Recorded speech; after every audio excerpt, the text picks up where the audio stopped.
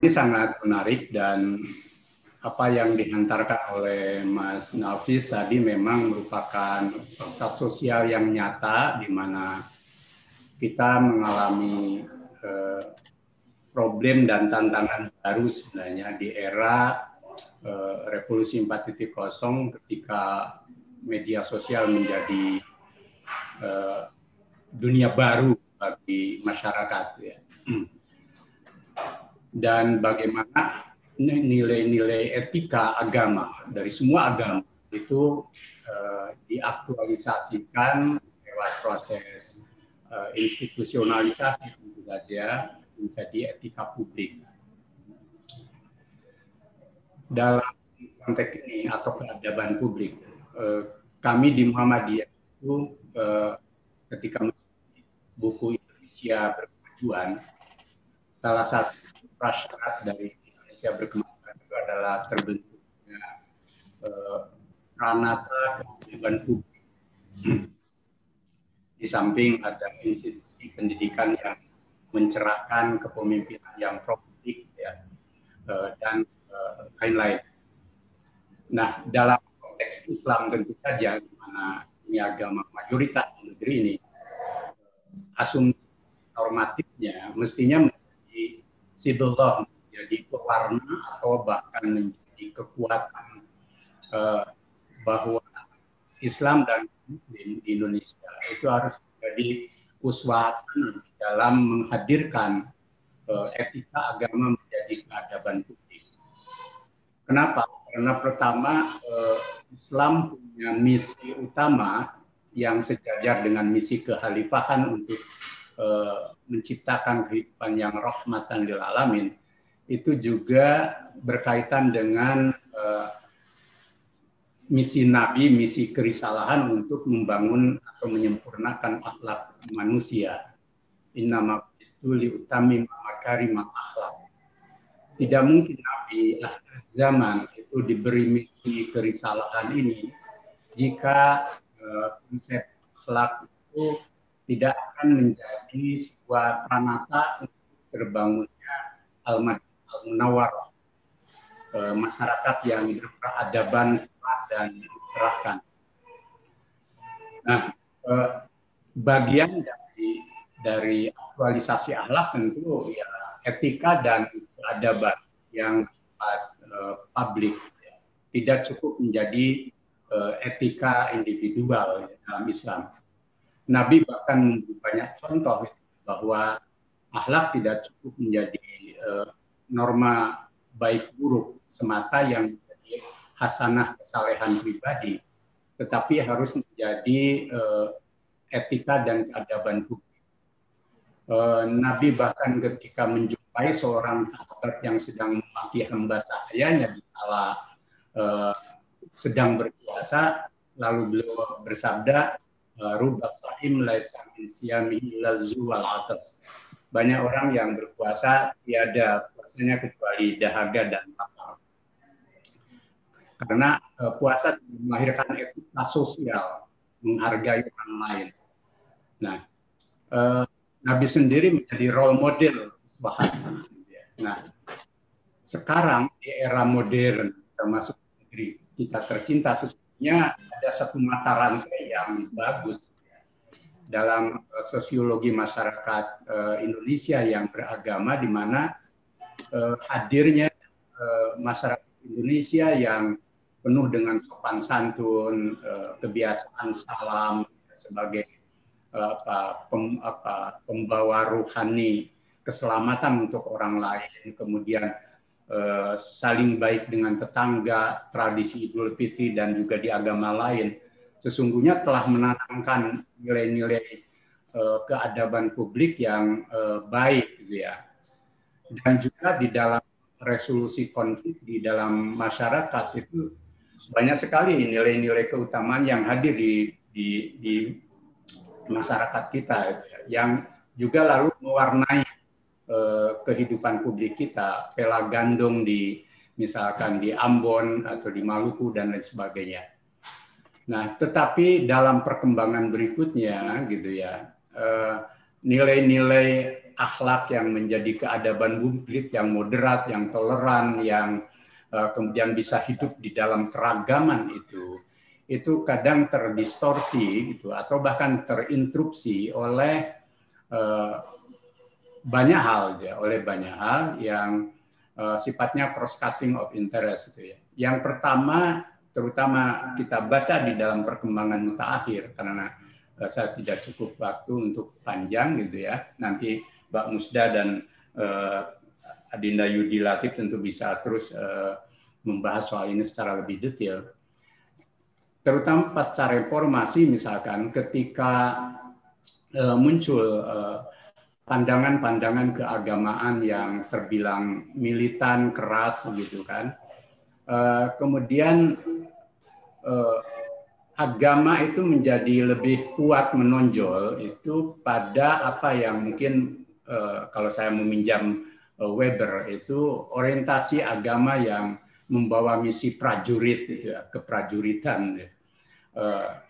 Saya tidak tahu dulu ketika situasi-situasi penuh konflik, misalkan pernyataan atau ujaran dari Asma binti Abu Bakar Siddiq gitu ya, yang itu disampaikan pada Abdullah bin Zaid ketika konflik dengan di era masa Yazid bin Muawiyah gitu. Itu kemudian muncul kembali di era sekarang misalkan iskariman atau syahida gitu.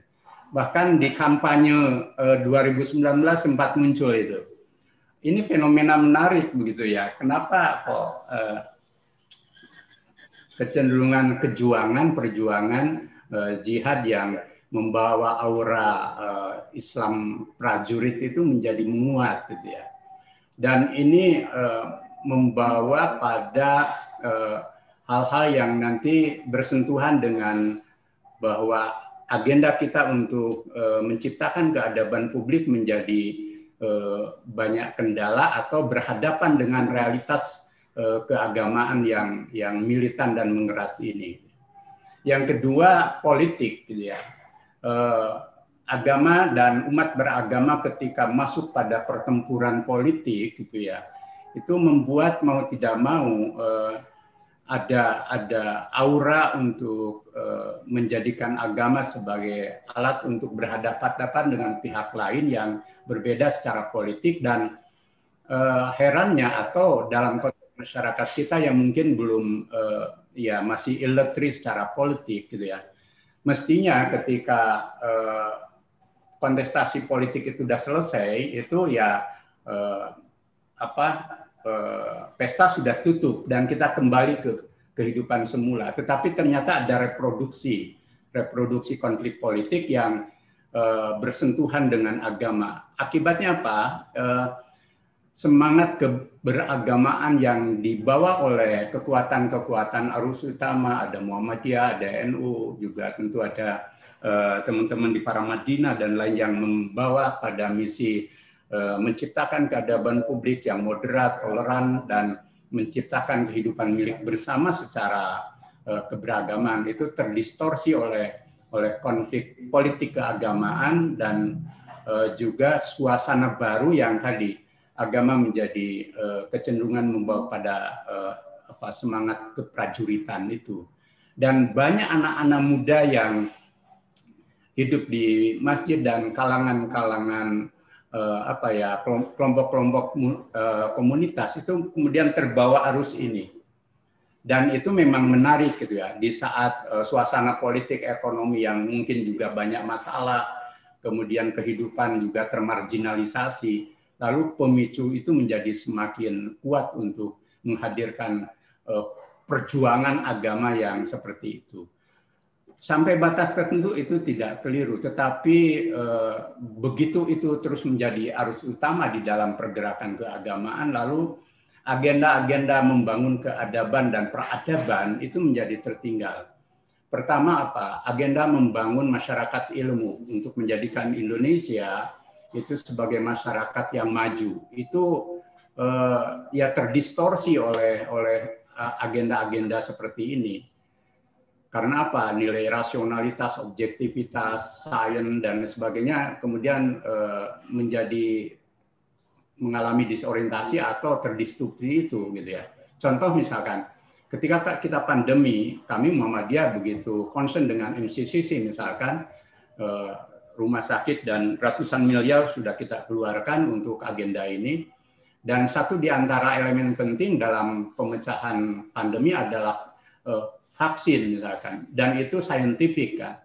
Bahkan aspek agama sebenarnya di saat darurat, aspek kehalalan itu kan sesuatu yang haram pun jadi halal kan.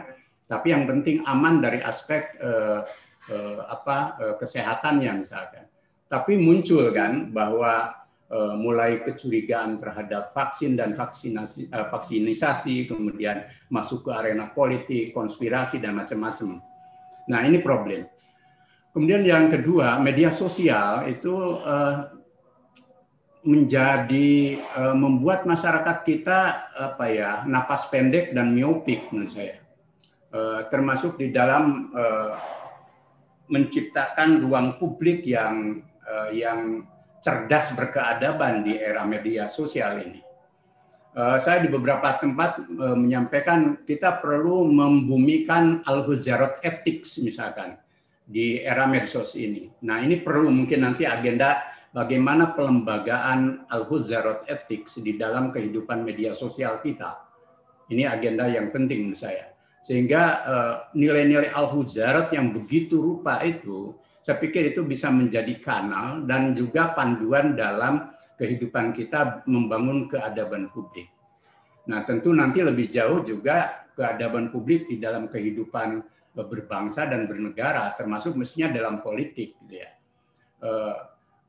Oke lah, tugas kompetisi politik menjadi agenda partai politik, tetapi mestinya kekuatan-kekuatan civil society dan ormas itu harus tetap berada di wilayah kultural dan tidak terbawa arus ke situ, sehingga kemudian bisa menciptakan suasana kehidupan berbangsa bernegara itu tetap berdiri di atas nilai-nilai etik dan keadaban yang memelihara kesatuan misalkan, kemudian kebersamaan, kemudian kita biasa konflik karena masyarakat yang heterogen, tapi juga ada resolusi konflik yang lebih dewasa, lebih akil balik gitu kan, tidak kekanak-kanakan dan lain sebagainya.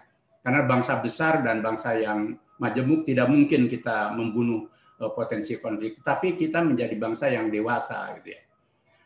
Kemudian tentu pendidikan kita harus perkokoh agar juga dari dunia pendidikan itu kemudian muncul sebuah generasi yang bisa hidup dengan keadaban publik yang sudah built-in di dalam dirinya. Dia terinstitusionalisasi di dalam praktek hidup yang penuh keadaban. Nah, yang terakhir menurut saya keluarga. Sekarang kita perlu menghidupkan keluarga sebagai institusi mikro dalam komunitas, bahkan nanti kan dalam konteks bangsa negara, yang dari situ lahir nilai-nilai etika dan keadaban publik yang inklusif, yang moderat dan sebagainya. Dan itu perlu pembinaan keluarga sakinah misalkan di Aisyah itu ditanamkan nilai-nilai itu. Jangan sebaliknya misalkan di keluarga bahkan sejak PAUD anak justru diajari untuk bermusuhan dengan yang berbeda agama, suku, bangsa, ras, golongan dan pilihan politik gitu ya. Karena ketika kecil sudah ditanamkan itu, nanti sudah jadi besar tentu akan membekas gitu ya. Menurut saya itu agenda-agenda yang perlu kuncinya pada proses institusionalisasi menurut saya.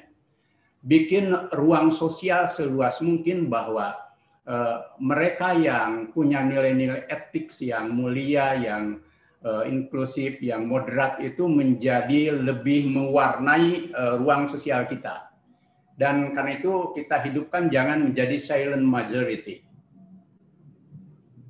Jadi ketika misalkan ada seseorang yang membuang puntung rokok sembarangan, itu kemudian masyarakat atau orang di sekitarnya itu kemudian harus menegur. Bahkan ke depan mungkin masyarakat Indonesia menjadi semakin kecil orang yang merokok. Bahkan orang yang merokok di ruang publik harus kena denda menurut saya.